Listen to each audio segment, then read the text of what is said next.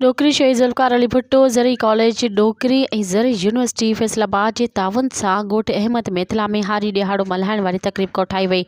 तक़रीब में इलाइक़े जे हारियुनि आबादगारनि वॾे अंग में शिरकत कई। इन मौक़े ते ज़ेड भुट्टो ज़रई कॉलेज डोकरी जे एंटोमोलॉजी खाते जे project director doctor Shahjahan Rajput, college जे principal doctor Sultan Ahmed Metlo, Hira Pakistan private limited जे CEO अदनान ज़हरी ऐं ॿियनि ख़िताब कंदे चयो त मौसमियाती तब्दीलियुनि सबबि गुज़िरियल 2-3 सालनि खां ज़ैतून जे बाग़नि ऐं मेले बग जीत फ्रूट फ्लाई जो हमिलो थियो आहे, जंहिं बाग़नि खे काफ़ी नुक़सानु पहुचायो आहे। हुननि चयो त ज़ैतूननि जे बाग़नि ते मुसलसल जीत मार फुहारो करण सबबि मनफ़ी असर पिया आहिनि।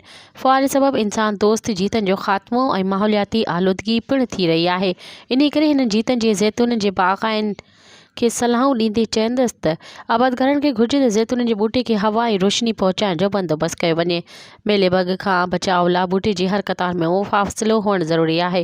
ॿूटनि खे गंदगाह खां साफ़ रखियो वञे। फेबरवरी-मार्च जे विच दौरान सेलिब्रेटरी ट्रैप जो इस्तेमालु कयो वञे, जीअं मेले बग समेत ॿिया नुक़सानकार कीड़ा ॿूटे चढ़ी न सघनि।